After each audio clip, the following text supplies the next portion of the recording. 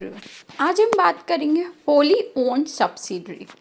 अब सब्सिडरी क्या होती है? बेसिकली हम एक एग्जांपल ले लेते हैं। सपोज एक पेरेंट कंपनी है, ठीक है, क्या कोई पेरेंट्स है, उनके कुछ बच्चे हैं, ठीक है। तो बेसिकली सब्सिडीज़ क्या होती है, सब्सिडरी क्या होती है?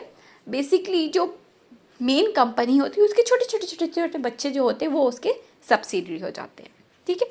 अब जो पेरेंट कंपनी क्या करती है, अपनी सब्सिडरी बनाती है डिफरेंट डिफरेंट कंट्रीज़ में, ठीक है। वहाँ पे बिजनेस सेटअप करने के लिए, वहाँ की मार्केट ओन करने के लिए वो वहाँ पे सब्सिडरी बनाती है, और उन सब्सिडरी का जो पूरा मैनेजमेंट कंट्रोल होता है, ठीक है, डिसीजन मेकिंग कंट्रोल होता है, वो पेरेंट कंपनी के पास ही होता है। लेकिन सब्सिडरी का काम क्या होता है? बस जो पेरेंट कंपनी उससे बोलती है, हाँ तुम्हें ये प्रोडक्ट सेल करना है, तो सब्सिडरी वो प्रोडक्ट सेल करेगी।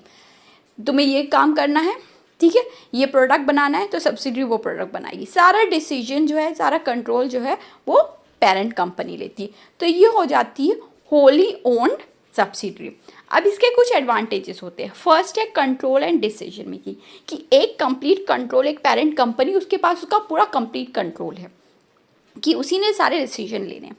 देन स्ट्रेटेजिक अलाइनमेंट होता है कि एक सिरे से सारे काम होते हैं, क्योंकि और किसी का उसमें इंटरफेरेंस नहीं हो रहा है। देन रिस्क मैनेजमेंट हो जाता है कि एक ही कंपनी के पास सारा कंट्रोल है, उसी को रिस्क मैनेज करना है, तो रिस्क मैनेजमेंट ईजी हो जाता है।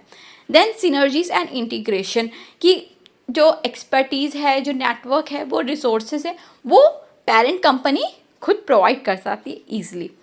देन अब इसके कुछ डिसएडवांटेज भी होते हैं कि हाई इन्वेस्टमेंट। अब जाहिर सी बात है कि पेरेंट कंपनी को सब्सिडी ओपन करनी है, तो उसको ज़्यादा से ज़्यादा इन्वेस्टमेंट चाहिए कि दूसरी कंट्री में जाके कोई सब्सिडरी सेटअप करना is not an easy task.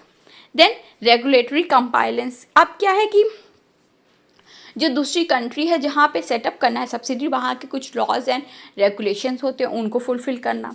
Cultural management differences. अब जाहिर सी बात है कि अगर आप दूसरी कंट्री जा रहे हो तो वहाँ के कल्चर का, वहाँ का मैनेजमेंट का कुछ ना कुछ डिफरेंस तो होएगा, तो वो पेरेंट कंपनी को फेस करना पड़ सकता है। सपोज अब कोई कंट्री चाइना की है, ठीक है, अब वो जाके अमेरिका में कोई सब्सिडरी सेटअप कर रही है अपनी, तो जाहिर सी बात है कि चाइना का जो कल्चर है, जो मैनेजमेंट है, वो डिफरेंट है और अमेरिका का डिफरेंट होगा, तो वो उसमें उसको प्रॉब्लम फेस होती है।